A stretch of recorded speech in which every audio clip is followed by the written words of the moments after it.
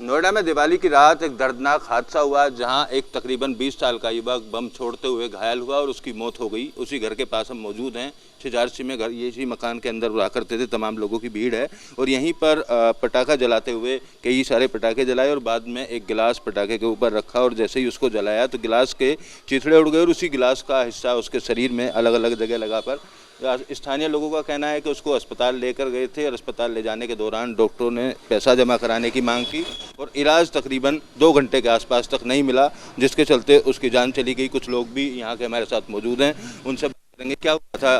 बिल्कुल यही हुआ। फोर्टिस हॉस्पिटल वालों ने 2.5 लाख रुपए मांगे। अब गरीब आदमी 12,000 की नौकरी करने वाला 2.5 लाख एकदम अफोर्ड कहाँ से कर सकता है। अब 2.5 लाख नहीं किसी पे होंगे, लापरवाही कर दी। 2 घंटे तक पड़ा रहा, उनने कोई ट्रीटमेंट नहीं करा। उनने पैर पकड़े डॉक्टरों के, पर उनने कोई सुनवाई नहीं करे और अंततः बच्चों ने दम तोड़ दी। उसके जला रहा था, क्या हुआ? का गिलास नाजी बम था, उसके ऊपर गिलास रखा स्टील का गिलास फट के और एकदम गोली की तरह उसके शरीर में घुस गया। 3 पार्टिकल घुसे थे, एक चेस्ट में, एक बाजू में, एक पेट पे। लापरवाही भी मानते हैं? लापरवाही तो पूरी है। अरे गरीब का बच्चा है, तुम कम से कम ट्रीटमेंट तो करो, बाद में तो पैसे हो ही जाएंगे। पैसे को ज्यादा महत्व दिया है, इंसानियत खत्म हो चुकी है और कुछ नहीं है इसमें। कितनी देर तक यहाँ रहा वो जब गिलास?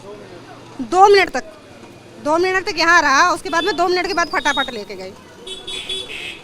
गिलास रख के कितने पटाखे जलाए? गिलास रख के एक ही पटाखे फोड़ा था उसने, पहला फोड़ा था उसने और कुछ नहीं। वो ड्यूटी से आया ही था और मम्मी से कहने लगा, मम्मी मैं 10 मिनट में नहा रहा हूँ, एक पटाखा फोड़ने तो मुझे। ठीक है। कितनी उम्र होगी? 20-21 साल का ही है।